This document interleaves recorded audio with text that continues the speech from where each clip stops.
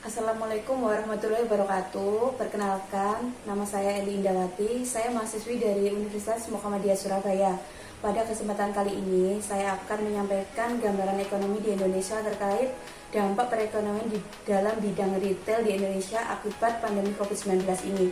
Di sini nanti saya akan membahas terkait bagaimana pandemi COVID-19 mempengaruhi perilaku konsumen retail sehingga dapat mempengaruhi bisnis retail secara keseluruhan. Kita ketahui bahwa dalam kondisi pandemi COVID-19 ini sangat mengguncang perekonomian di negara kita. Tidak hanya di Indonesia, bahkan di seluruh bagian negara di dunia juga terdampak oleh akibat COVID-19 ini. Bukan hanya dalam sektor perekonomian saja, namun seluruh sektor juga terdampak olehnya, seperti sektor industri, pariwisata, kebudayaan, pendidikan, kesehatan, perdagangan, dan banyak lagi sektor yang lainnya. Sehingga kondisi ini membuat negara menjadi melemah. Nah, kondisi tersebut sangat membawa dampak pada perekonomian di negara kita. Hal ini tentunya merubah perilaku dan pola konsumsi pada masyarakat.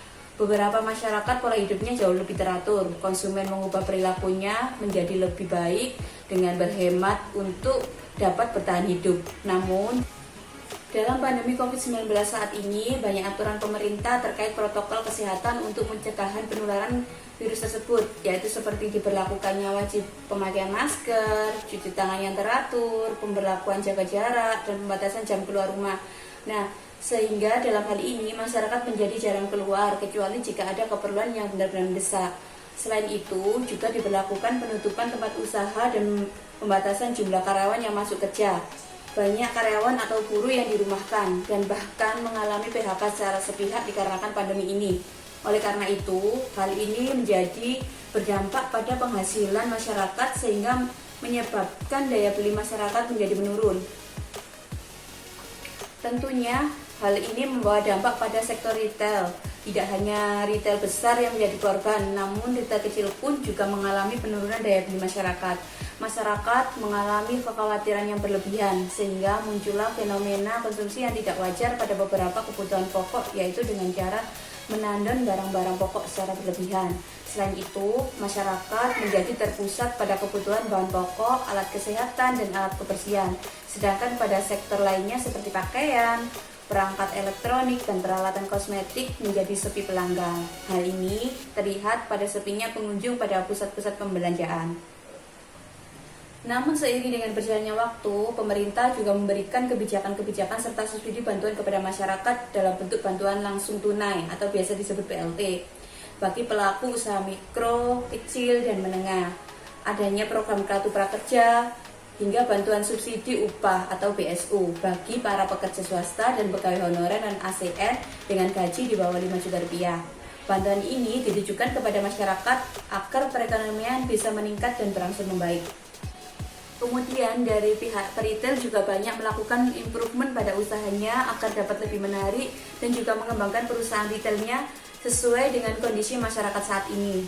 Tentunya bantuan-bantuan tersebut sangat membantu masyarakat sehingga masyarakat dapat bangkit dari keterpurukan ini. Hal ini terlihat adanya kenaikan konsumsi pada masyarakat dan banyaknya tempat-tempat wisata yang mulai bertumbuh. Namun walaupun demikian, daya beli dan perekonomian masyarakat masih belum stabil dan bisa mengembalikan gairah masyarakat untuk kembali seperti semula. Kemudian selanjutnya yang kedua, yaitu kita perlu mengetahui apa yang sering dibeli oleh konsumen selama pandemi ini dan mengapa masyarakat membeli produk tersebut. Seperti yang sebelumnya saya sampaikan, bahwa dalam kondisi pandemi COVID-19 ini dapat merubah perilaku konsumen, karena selain adanya pembatasan dan berkurangnya pendapatan, masyarakat juga takut akan dampak yang bisa dialami keluarganya. Mengingat hal ini dapat mengancam keselamatan baik bagi dirinya sendiri maupun bagi keluarga besarnya. Oleh karena itu, masyarakat membatasi kebutuhan yang akan mereka beli, baik cara pembeliannya, jenis barangnya, ataupun bagaimana pembayarannya. Masyarakat lebih bijak dalam penentuan dan pemilihan kebutuhan keluarganya. Jika sebelumnya masyarakat selalu memenuhi segala kebutuhan dengan membeli apapun yang mereka butuhkan, namun dalam kondisi pandemi saat ini konsumen lebih fokus pada harga dan lebih terpusat pada jenis produk tertentu agar dapat lebih berhemat dan lebih memilih untuk membeli kebutuhan yang benar-benar diperlukan. yaitu seperti bahan pokok makan, produk dan alat kesehatan seperti vitamin, masker, hand sanitizer, dan lainnya. Kemudian pada pembelian produk kebersihan biasanya masyarakat membeli produk yang sering digunakan, yaitu seperti produk pembersih rumah, sabun, dan lain-lain. Hal ini dikarenakan adanya penurunan penghasilan dan sulitnya masyarakat untuk mencari pendapatan. Selain itu, kekhawatiran terdapat penyebaran COVID-19 yang tidak dapat dipastikan sampai kapan keberadaannya, serta banyaknya masyarakat atau orang yang tanpa gejala yang menjadi korban. Hal ini membuat masyarakat semakin protektif dalam pembelian produknya. Semua itu dilakukan agar masyarakat dapat bertahan hidup dan selalu sehat bersama keluarganya. Kemudian yang ketiga yang perlu kita ketahui adalah strategi untuk perusahaan retail di Indonesia. Nah, untuk saat ini perusahaan retail seharusnya bisa melakukan strategi-strategi untuk mengembangkan perusahaannya. Perusahaan retail harus lebih kreatif dan memaksimalkan strategi penjualnya. Antara lain, yang pertama, sempurnakan strategi pemasaran Anda dan tingkatkan fokus pada teknik digital. Tidak ada yang tahu bagaimana dunia akan berubah ketika COVID-19 akhirnya selesai. Namun, sangat mungkin bahwa banyak interaksi yang biasanya dilakukan secara langsung sebelum pandemi akan terus terjadi di lingkungan yang didominasi digital.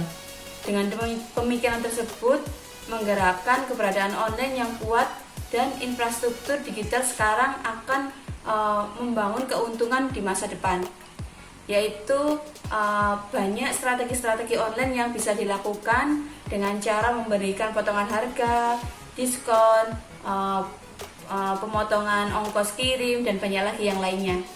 Selanjutnya, strategi yang kedua yaitu luncurkan produk atau layanan baru. Di saat-saat seperti ini, perusahaan yang paling gesit biasanya adalah perusahaan yang unggul. Jika penjualan yang terkait dengan pendapatan utama mengalami penurunan selama pandemi, Anda harus menemukan aliran pendapatan baru. Strategi ini berlaku untuk pemula, bisnis kecil, dan bahkan konglomerat besar pun. Dengan mengambil pendekatan cekatan untuk pengembangan dan penjualan produk, merek-merek besar dapat tetap menjadi yang teratas di antara pelanggan-pelanggan merek mereka dan menunjukkan kualitas inovasi yang dicari konsumen modern dalam merek-merek terkemuka. Kemudian yang ketiga yaitu menjalankan tanggung jawab sosial perusahaan.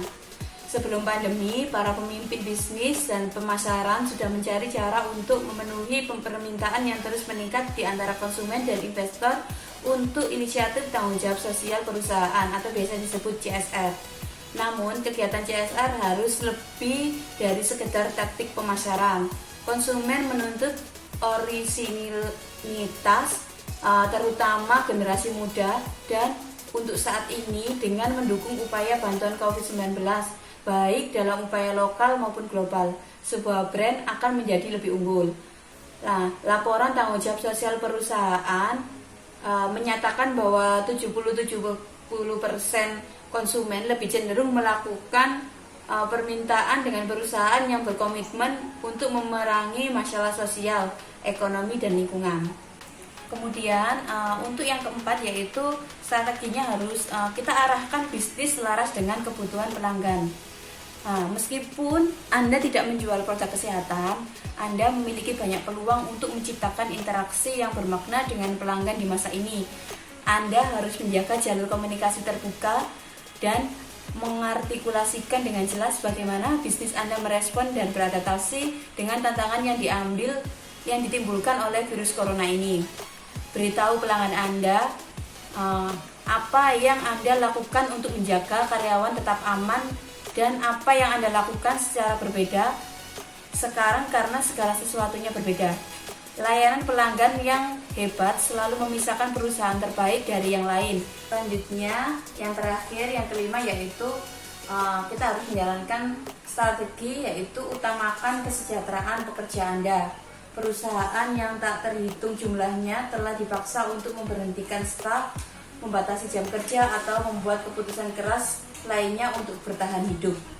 Pastikan orang-orang yang terjebak bersama Anda selama krisis tahu bahwa Anda menghargai mereka dan ada banyak cara untuk melakukannya.